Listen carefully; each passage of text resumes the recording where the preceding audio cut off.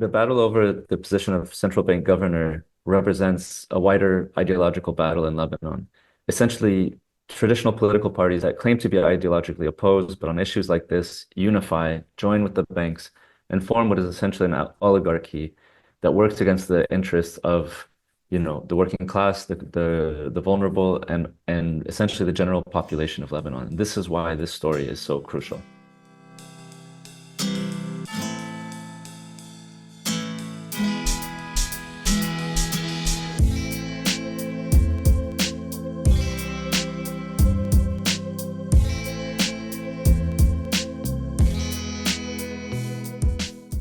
On Thursday, the 27th of March, a new governor was named to head the Central Bank of Lebanon. It was a position that had been vacant for the last 2 years amidst political deadlock in the country. The previous governor, Riyad Salameh, held the position for 30 years and was instrumental in developing and then tanking the economy of Lebanon, which has been reeling through an intense economic crisis since 2019. To help us better understand who this new governor is and how people are reacting to the news, Ayman Makarem and Elia Ayoub are joined by Beirut-based journalist Justin Salhani, who recently wrote an article for Al-Jazeera English on this very topic. They talk about recent developments, a brief history of the banking sector in Lebanon, and the wider implications of this appointment. Before we begin, From the Periphery podcast is a community-supported project. If you like the work we do and want to hear more voices and analyses from the Global South, please consider heading over to our Patreon to become a monthly member. Thank you, and I hope you enjoy this episode.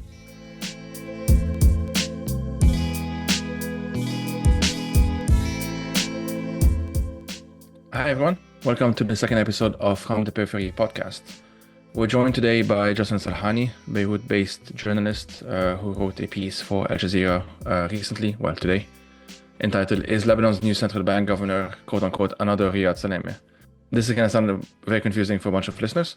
So what we're going to do is try and explain why such a story matters in the context of Lebanon, to some extent to the wider region. It might seem like a very niche affair, but actually it is very consequential. Who gets to be the central bank governor in Lebanon is a big deal. And I guess we'll do our best to explain why that is the case. And of course, I'm also joined by Ayman Makarem. Hello. So let's start with Justin. Hey, can you introduce yourself a bit for those who don't know you? Yeah, thanks for having me on, guys. I'm a Beirut-based journalist and writer. I've been covering Lebanon, Syria, and other parts of the Levant and wider Middle East region since, for years, but been based in the region again since October 7. And I wrote this recent piece because, while I don't necessarily always get into the nitty-gritty details of what's going on in Lebanon or other parts of the country, it tends to be wider coverage or more in-depth coverage. This is an important story because this can lay out the future for badly needed economic reforms for Lebanon, especially after this recent war with Israel. Okay, so they decided on a new guy for central bank governor. We've had the same person, Riyad Salameh, for 30 plus years, 92, 93, something like that. So basically all of our lives. And he was dismissed, fired, whatever, in disgrace, effectively.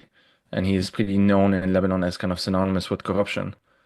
So what's the context of this, of what's happening now? How did they pick the new guy? What's his story? And also, why are we talking about this, right? Like, what is the meaning of such a change, if that makes sense? Yeah. So the new guy's name is Karim Saeed. He runs a Bahrain-based investment bank. And essentially, from what we can tell from his background and his profile, he's a champion of privatization. Let me rewind a bit. Essentially, what we have is in his appointment was two sides. I outlined this a bit more in depth in the piece. But you have on the one side kind of the banking lobby, and you have on the other side reformists, the Depositors Union, who's an NGO that is working for depositors' rights. Essentially, you can break it down to traditional interests represented by the banking lobby. That includes the main political parties, the main actors, everyone you've heard of, from Hezbollah, Harakat Amal, Lebanese Forces, the Socialist Party, run by Jumblat, And on the other side, you have reformist MPs, you have skeptics, which includes the new Prime Minister, Nawaf Salam. And so it basically is deciding what kind of vision they have for the future of the country and who should take the responsibility for the economic crisis that happened in 2019. For those who don't know, in 2019, Lebanon went through one of the worst economic crises in the history. The World Bank said it was one of the worst since the mid, I think, 1800s. The banks shut down, they stopped allowing people to withdraw their money. Wealthy people somehow still had access to their money, and a lot of them took it out of the country. Other people tried desperately to withdraw money as the currency devaluated up to 95%. So, you might have, let's say, $10,000 in the bank, and by the time this is all said and done, it's just, massively depreciated if you even have access to it at all. So this fight now is over, okay, who takes responsibility and where should the responsibility for this lie? The bankers don't want to take the responsibility onto the banks because that would force them to either close some banks, merge some banks, et cetera, et cetera. A number of economists that I've spoken to say that if you don't reform the banking industry, essentially you're not allowing anything to change. And that means that the behaviors that have gone on and that led to this crisis in the first place will be repeated. And this is where we have this sort of talking point of he is the new Riyad Salameh. Like you mentioned, Riyad Salameh was in charge of the central bank for 30 years. For a long time, he was lauded by international, financial institutions and media as being this genius who somehow kept Lebanon's economy stable. In recent years, what came to be revealed, and that some economists had been warning for years and years, is that this was all kind of a scam, a scheme.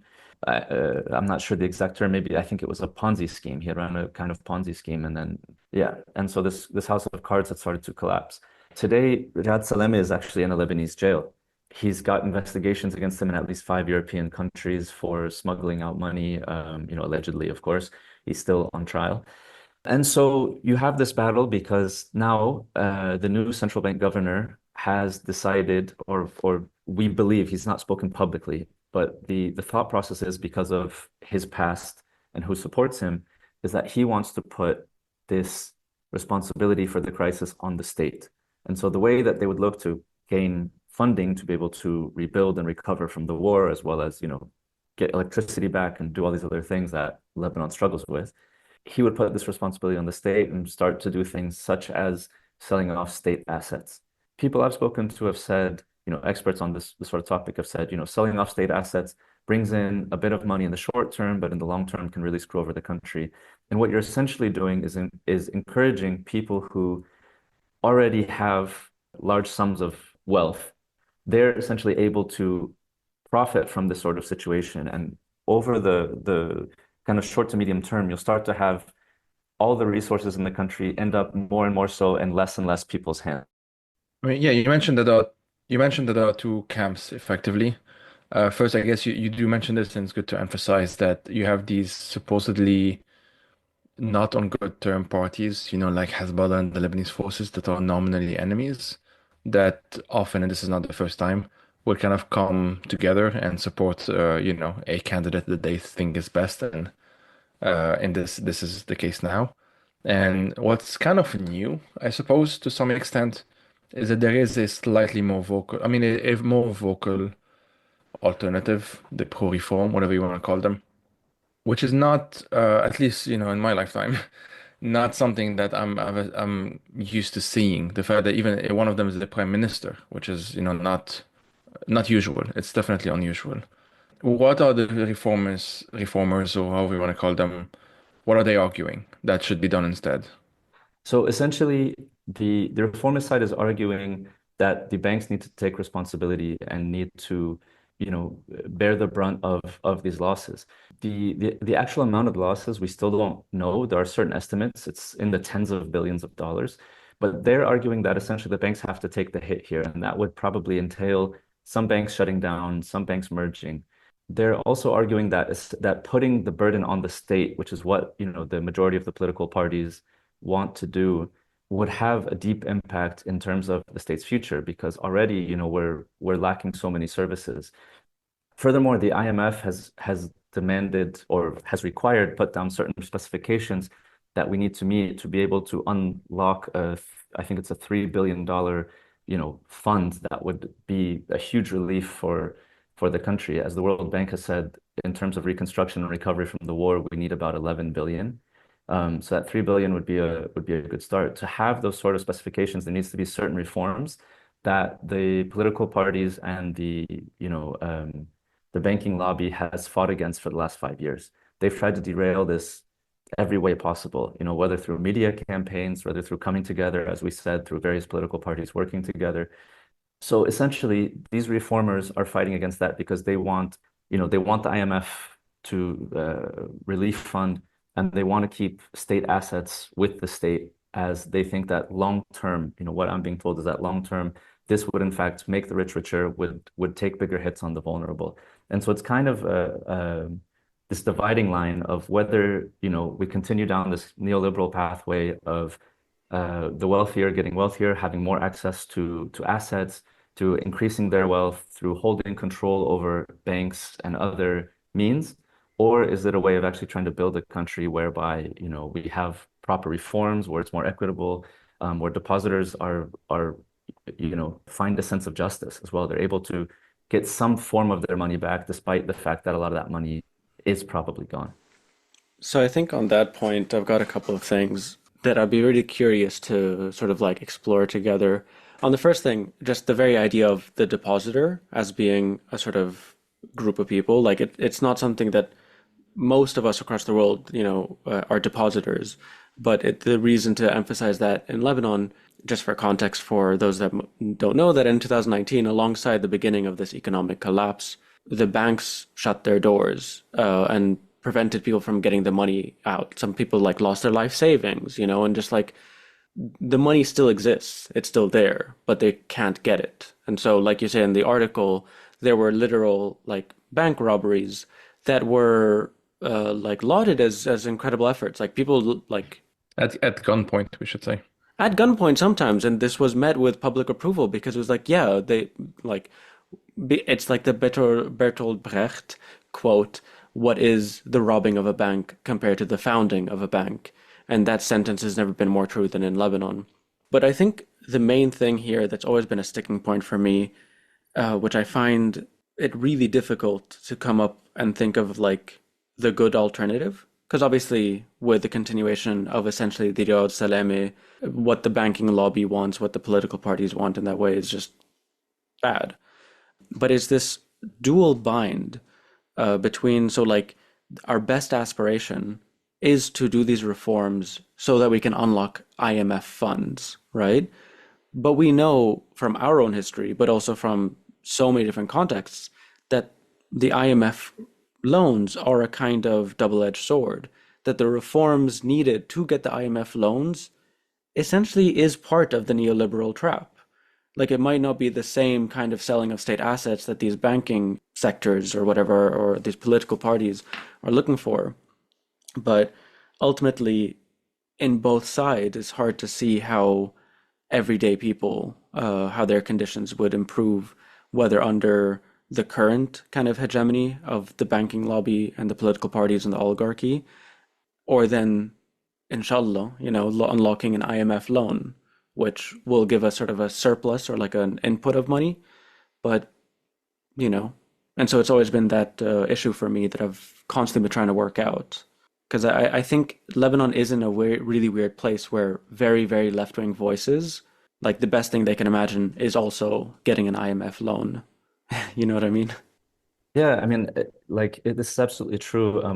I'm not an expert in finance or an economist, but from my understanding for this is that most of the loans are fairly, things that would be beneficial for the society as well. Like the question here is less like austerity and tends to be more along the lines of like banking reforms. These are reforms that like changing the banking secrecy law, for example, right? Because these are things that typically are, allow the corrupt system to move their money through. And as we've seen, like it was a way that also allowed, at least from my knowledge, from my understanding, it allowed the various political leaders to smuggle out their savings, their money, their assets at a time when the common depositor could not. So I think those are the reforms at the time being. But you're absolutely right that we're unfortunately in this bind where it's like we have few other choices, and it's kind of a question of like I think especially post-war, there's just such a level of fatigue that most people are kind of saying, okay, we just want to get on and have our places rebuilt. But, absolutely in terms of like kind of a middle to long-term plan, there needs to be sort of self-sustaining, creative, imaginative alternatives to just relying on foreign funding, which is something that Lebanon's done for a long time, right? Whether it's IMF money or whether it's foreign aid from Gulf states, from Western states, and Lebanon is a small country. It's a country that doesn't, that imports a lot. Part of that is due to the global system, but I think as well, like, yeah, there is still a need for imaginative alternatives to just relying on sort of what currently exists in the global economic market. And I think that, that extends beyond Lebanon as well, right? But I think something that I imagine we want to shift towards in this conversation is sort of emphasizing why it is such a big deal that that we have a new central bank governor. And you hit on something that I think ties it all together, which is the bank secrecy laws in Lebanon. And we already were talking about the banking lobby. And this is something that's like kind of unique in Lebanon, to Lebanon. It exists elsewhere, but the banking sector, it's intimately tied with the very history of Lebanon and with the economy of Lebanon.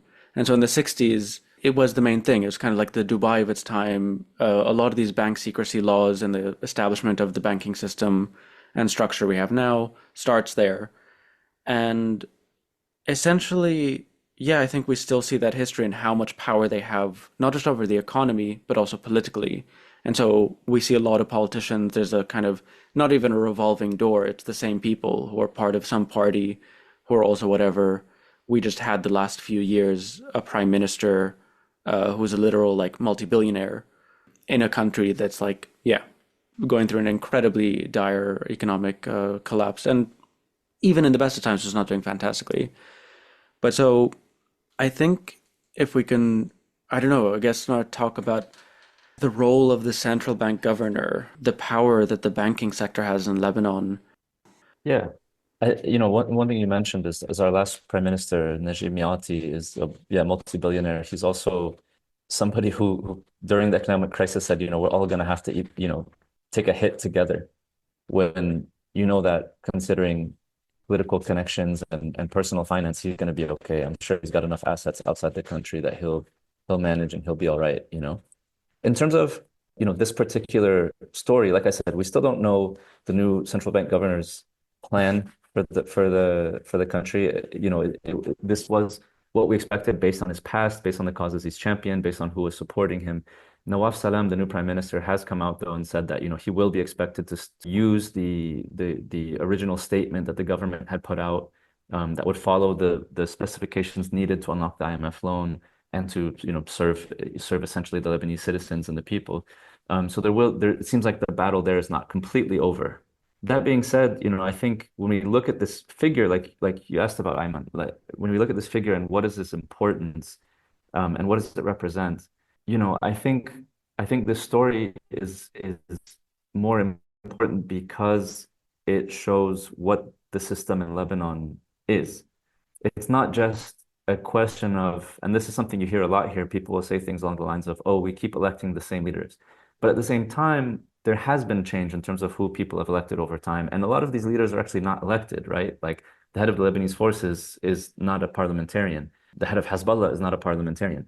Those parties do get into parliament for a lot of different reasons, some because they have genuine support in some quarters, and some because, the law is kind of played with and gerrymandered. But as one lawyer who's worked very hard on this particular topic, on trying to work for the rights of depositors and trying to get their money back and protecting and defending people who have taken actions to get their money out, he laid it out for me in a sense that Lebanon, in a sense, is kind of an oligarchy. So behind every politician, you have a number of banks or bankers, or a number of these politicians actually do sit on the boards of banks themselves. So it's very incestuous in how this system works, right? So either you're funded by these bankers and then you enact their agenda, or you yourself are on a bank or have the resources of a bank or have been connected to a various bank or various kind of money-making institutions so that you're able to play out your patronage and have resources when the rest of the country doesn't. And this is essentially the crux of the issue. And this is why, these parties vote for things that are against the interest for the general public, because they are being funded by essentially a very wealthy class. And that's not exclusive to bankers, right? That could be wider to business owners. And so until we have the number of reforms that essentially lead to greater transparency in our politics and finance and banking, it's really a hard thing to break. And this includes, I mean, even in this case, there are like high-ranking politicians that are affiliated with his investment firm. So it's there, it's not, there's no secret there. Right. And the central bank governor, I mean, one thing that has shown up is that he has this, as I mentioned, this investment firm called Growthgate. And one of the board members is an advisor to the president, Joseph Aoun. And another one is the son of our last prime minister, Najib Miati's son, is also on the board there. So some of the critics are arguing, this has made him too close to power and it's a conflict of interest. And I think to the point of the role of the central bank governor, it's it's kind of my impression of it has always been like a very overblown, or not overblown, but like it's an expanded role. Like the things that Riyad Saleh was doing, and I wouldn't call them reforms, but the announcements, the bayanet, what are they called? Like it seemed like he just worked him up in the bathroom while he was taking a shit, and it affected our entire life for a few months, and then he came out with a new thing, and it's really a position with a lot of power that affects everybody in the country, but most importantly, depositors. And yeah, I don't know. It's sort of like frustrating, really. And like you say, these are positions of power that are completely unaccountable, like to the extent that we have any, say in the democratic system. It's even like several steps removed when it gets to the governor of the central bank. Sure. I mean, yeah, and I don't know the inner workings in terms of how much authority he has unilaterally. But I think generally speaking, I mean, Riyad Salam's policies were supported by the political establishment for a long time because they benefited from them. I mean, there were a lot of Lebanese, people, especially the wealthy, who also benefited from them, right? For a long time. I had one banker tell me a while back that, we were living in a fantasy for 20, 25 years. There were people who lived solely off of bank interest. They would put a bunch of money in the bank, and then on those interest returns would pay their rent or buy a house or whatever have you. I mean, typically pay rent, and just kind of live as landlords and with, money in the bank. So yeah, but I mean, again, it's important to keep an eye on the fact that this is the will of the political class, of the banking lobby. These are the people who push for this individual and who, when countered, which, we had a number of independent media, including Megaphone and Daraj, who are two independent, non-politically affiliated media, local media in Lebanon that cover the wider region. And every time that they would try to cover this issue or speak out about it, basically were attacked. They had media campaigns against them funded by bankers, reportedly funded by bankers. This is what's at play here. This is what we're seeing. So people I talked to here told me that this appointment was a blow. It was a big loss, but the battle doesn't seem to be over yet. There still are other struggles in this space. And, there's also a number of elections coming up in the next couple of years, municipal elections later this year, and hopefully, and then parliamentary elections should be next year. So there are battles to come. Yeah, I mean, and I think having participated, and I think all like the three of us did in different shapes and form in the 2019 uprisings in Lebanon, this was a central focus, right? And especially because quite soon after the economic collapse started becoming apparent. But so that was the first time for me in Lebanon hearing people talk about the oligarchy, hearing people talk about class. Class has always been a kind of thing that's like something our parents or like certain, there were people who talked about it before, but we don't really talk about it much in Lebanon. And I think something that's in the article, and maybe you'll want to talk a bit more about it, is that there's a lot of different political flavors in Lebanon and a lot of different political parties, and seemingly a place with a lot of tension between these parties and the figures and whatever. But it's like, if you want to see them all in the same line, look at the board of directors of these banks, or look at who's, for instance, supporting this candidate, and you see political parties that are like super opposed to one another, at least rhetorically or on certain issues, but really get in line when it comes to something that's so about economic control for a certain class. And so I saw a bit of that in your essay. Um, Yeah. yeah. Well, listen, I mean, they're all, yeah, as you mentioned, like they're all top-down parties, right? So they all kind of have an autocratic nature. Second, this system benefits all of them. And so genuine reform, despite talking to it at times or talking about the need for changes and everything, because, especially within the last 5 years, but even before that, there's been a number of very apparent issues related to, lack of state services. Electricity's been an issue for a long time. I mean, until 2019, I think we had around, or maybe slightly before, we had around 21 hours a day of electricity in Beirut. But in other parts of the country, in the periphery of the country, it was much less. You know, many people rely on private generators if you can afford one. So there are a number of, and this precedes the crisis, right? So it's been apparent for a long time, but there's not been reforms because it works for the major parties. They're the ones who can kind of collect all the resources and keep patronage networks by distributing the various resources and assets that they've collected and lines of wealth and liquidity. Just one question I had in mind because you mentioned before we chatted that the Saeed, the new guy, wrote an article some time ago, effectively arguing for normalization with Israel. That is still mostly a taboo in Lebanon, I would argue. It's interesting that it's no longer a red line, because clearly even Hezbollah got on board with backing him. I'm assuming this just is something that they've tried to downplay. Although, I mean, the word is out right now, so I don't know what's the impact of that going to be. We'll see, I guess. But then the elephant in the room is that really is in terms of the geopolitics of it all. Does it affect this in any way? Not in terms of like what the Israelis want is what, how they pick the Senate governor of Lebanon and things like that. But just, yeah, in terms of considerations to that effect, if that makes sense.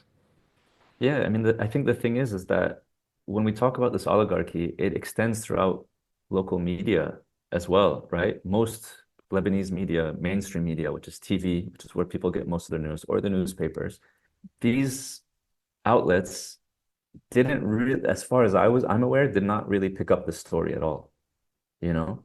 And I find that quite interesting. And again, this goes back to this tactic and these bankers and these banking lobby and the politicians that align with them all one way or another have their hands in these various major media outlets.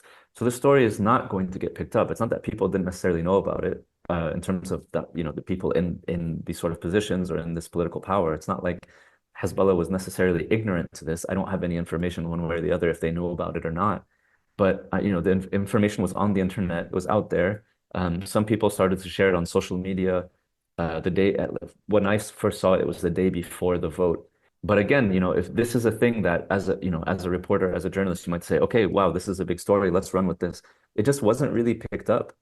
You know what I mean? And again, the reason why I think it wasn't really picked up was because it fit the interest of the various political actors. It fit the interest of the banking lobby, who between those two bodies, the banking lobby, the bank, and the bankers and the traditional politicians and political parties, they're the ones that are funding all these different media. So you're not going to run something that's going to piss off your funder, your benefactor, your boss, right?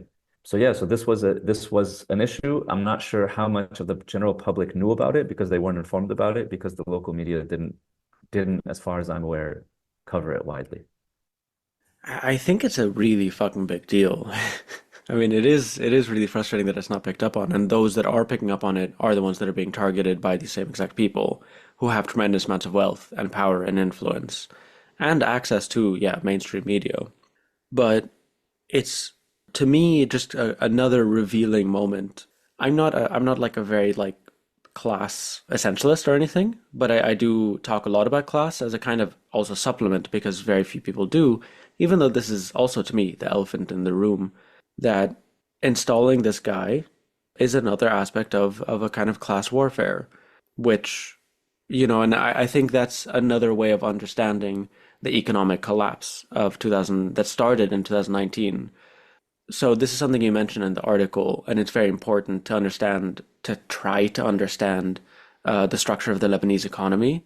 For those listening, if trying to understand the Lebanese economy is difficult, like that's all of us. It is very convoluted and very strange and very hybrid. And in reality, it doesn't work. It's not like it works because of certain things of engineering. It's just most people have really lost a lot in the last 5 years. And the years of Riyad Saleh, the former governor of the central bank, it was a kind of illusion. I wrote an article in 2019, 2020, and I titled that article like The End of the Peg Generation, because Lebanon, like a lot of countries, but not that many, but mostly in the global south, only in the global south, our currency was pegged to the dollar at 1,500 lira to $1. And the way in which that peg was maintained, which ultimately benefited importers, which benefited those of the middle and upper class who are kind of intermediaries between European and American companies and Lebanese markets and like consumers, because imports were cheaper, right? And this is part of the liberalization of the economy. And with things being cheaper to import, this made producing anything in the country even harder. And so local infrastructure took a hit, which already had taken a huge hit because of the 15 years of war before it. And so, people sometimes, people who like Riyad Saleh call him a magician, like we said at the beginning, because it's all this engineering that kept the dollar at the 1005 mark. And those things started to kind of fall apart around 2015, 16. And that's when he does the whole Ponzi scheme that essentially was this massive bubble that popped. And so the way I see this current moment is situated within a kind of longer history of the liberalization of the economy, which has ultimately been to the detriment of most people in Lebanon. And like you're saying in the article, and like you've been saying here, is that it's like this is another way for them to salvage what was lost, so they don't have to pay their dues for essentially the crimes they committed. These are, to me, crimes against people, like the shutting off of banks, the stealing people's money, the huge profits, the fact that after the banks closed to most people, there were some people, including Riyad Saleh himself, who was able to take out millions and millions of dollars and take it into his like Swiss bank account or whatever. And so this is another way of them of avoiding accountability. And I think that's how you end your piece as well. Yeah, I mean, I would go even further and say I think this is they see this as an opportunity to even increase their wealth, right? And have more control of various assets. Yeah, I think it's a question of going further than before. And if you want to talk about neoliberalism, I think anyone who spent extended time in Lebanon can see that. Like, if you want to see what a state looks like that doesn't really have as social programs or any kind of regulation, like, here you go. If you have enough money, yeah, you can live quite well. You can kind of insulate yourself from a number of things. Of course, the air quality is still horrible, the sea quality is still bad. You can't drink the tap water, all those things. But globally, we're seeing, move in that direction where people with obscene amounts of wealth are fine, with society collapsing as long as they can insulate themselves personally, right? Because, as I think we may have talked about on previous episodes, during the war, there were certain areas targeted. There were certain areas that weren't targeted, right? And if you have enough wealth, you can insulate, or you can leave the country and you can go to, your home somewhere else. You can go to a villa in another place. You can go to your penthouse apartment in another, in the States and France and wherever you go. And so I think that, like, yeah, this is a continuation of Lebanon's economic history in some ways, recent history in any ways. The left in this country essentially died out throughout the Civil War, I would argue, for the most part, and attempts to kind of revive it have gone through various jumps, and there are still efforts coming out now that I think are somewhat hopeful, but at least in the political mainstream, even even these mainstream kind of socialist, communist, parties with fun words in their names like this don't really act in that sort of way when it comes to the general national well-being.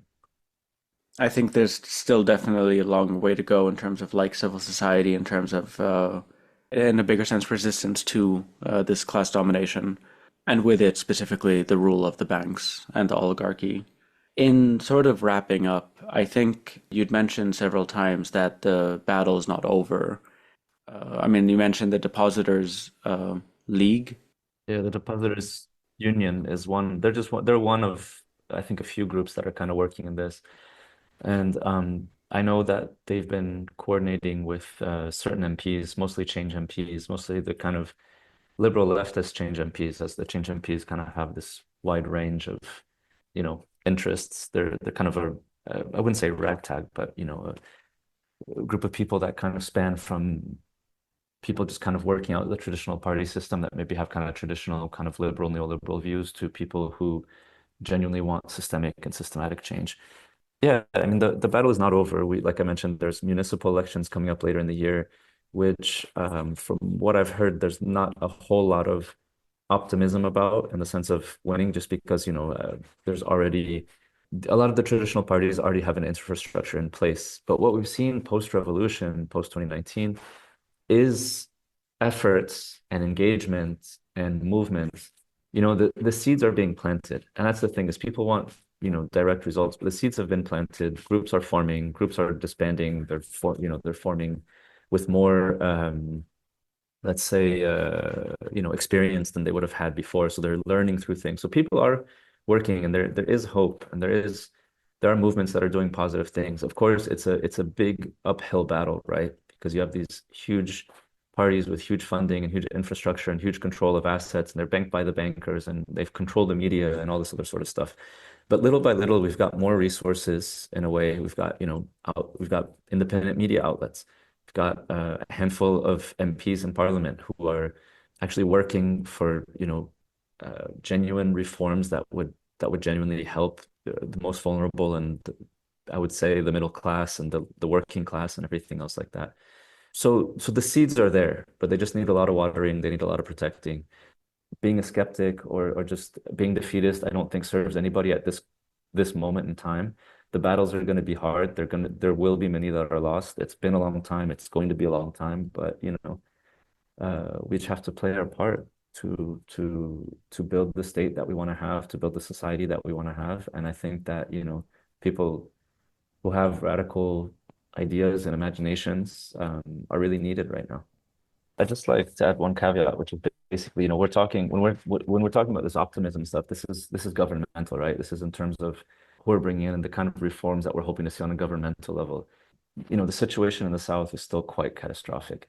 Some, number of villages have been completely razed to the ground, basically uninhabitable. I was down in a place called Naura, which is kind of along the coast near the border.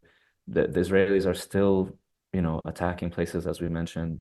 This is something that, there are efforts to negotiate and stuff, but we know Israel's role in the region, especially at this moment, whether it's in Lebanon or Syria, absolutely in Palestine or elsewhere, has been incredibly damaging, problematic, disruptive, genocidal. So when we talk about, any kind of positivity or that, I just want to caveat this because I said, things are better than I would have expected months ago. This is again, in terms of the governmental and the possibility of that. In terms of the situation for some people, it is still completely catastrophic. So I don't want to speak over those experiences. I just wanted to add that caveat.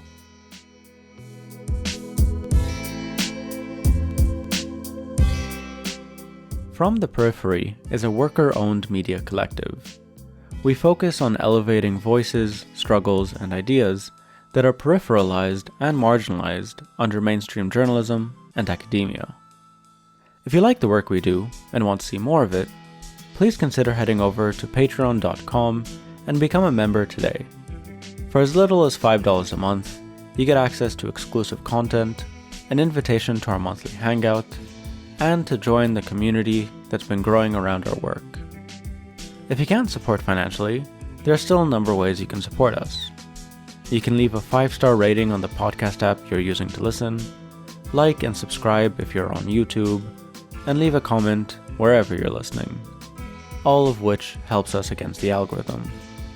Most importantly, tell your friends and family about us to help spread the word. Thank you so much for listening.